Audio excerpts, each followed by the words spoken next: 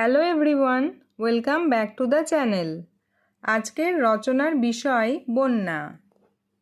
ভূমিকা।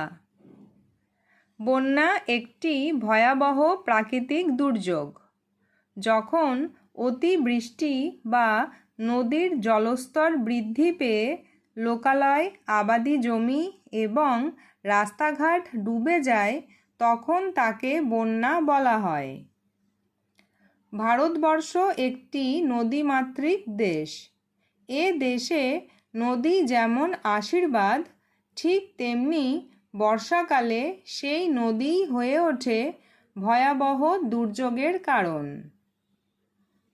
ভারত একটি বৈচিত্র্যময় ভৌগোলিক দেশ হওয়ায় এখানে প্রতি বছরই উত্তর ও উত্তর পূর্ব ভারতের রাজ্যগুলোতে, যেমন আসাম, পশ্চিমবঙ্গ, বিহার, ভয়াবহ বন্যা দেখা দেয়। বন্যার কারণ। বন্যার প্রধান কারণগুলো হলো: বর্ষাকালে অতিরিক্ত বৃষ্টিপাত, গ্রীষ্মের শেষে হিমালয়ের বরফ গলে গঙ্গা ও ব্রহ্মপুত্রের মতো নদীগুলোতে জলের পরিমাণ বহুগুণ বাড়িয়ে দেয়, পলি জমে বড় বড় নদীগুলোর তলদেশ ভরাট হয়ে যাওয়ায় জল ধারণ ক্ষমতা কমে গেছে, গাছপালা কাটার ফলে মাটির জল শোষণ ক্ষমতা কমে যাচ্ছে এবং পাহাড়ি ঢল সরাসরি সমতলে চলে আসছে, আধুনিক নিকাশি ব্যবস্থার অভাব এবং জলাশয় ভরাট করে বাড়ি তৈরি করায় বন্যার সৃষ্টি হচ্ছে। বন্যার ক্ষয়ক্ষতি। বন্যার ফলে মানুষের জীবন ও ধন সম্পদের ব্যাপক ক্ষতি হয়।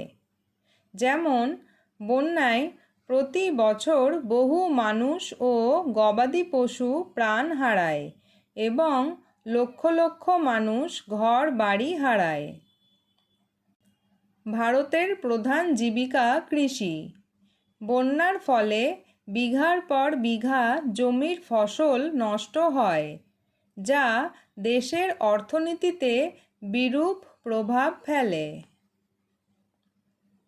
রাস্তাঘাট ও রেললাইন ডুবে যাওয়ায় এক অঞ্চলের সঙ্গে অন্য অঞ্চলের যোগাযোগ বিচ্ছিন্ন হয়ে পড়ে।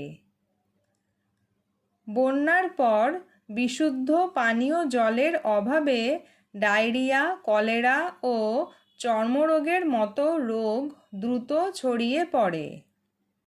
বন্যার উপকারিতা। বন্যা কেবল ক্ষতিই করে না, প্রকৃতির জন্য এর কিছু ইতিবাচক দিকও রয়েছে। বন্যার সাথে প্রচুর পলিমাটি আসে, যা কৃষি জমিকে উর্বর করে তোলে। বন্যার জল মাটির নিচের জলস্তর বৃদ্ধি করতে সাহায্য করে। প্লাবিত জলাশয়গুলোতে মাছের প্রজনন বৃদ্ধি পায়। বন্যা নিয়ন্ত্রণে করণীয়। বন্যা পুরোপুরি বন্ধ করা সম্ভব নয়, তবে এর ক্ষয়ক্ষতি কমানো যায়। এজন্য আমাদের নদীর জলধারণ ক্ষমতা বাড়াতে নিয়মিত তলদেশ খনন করা প্রয়োজন।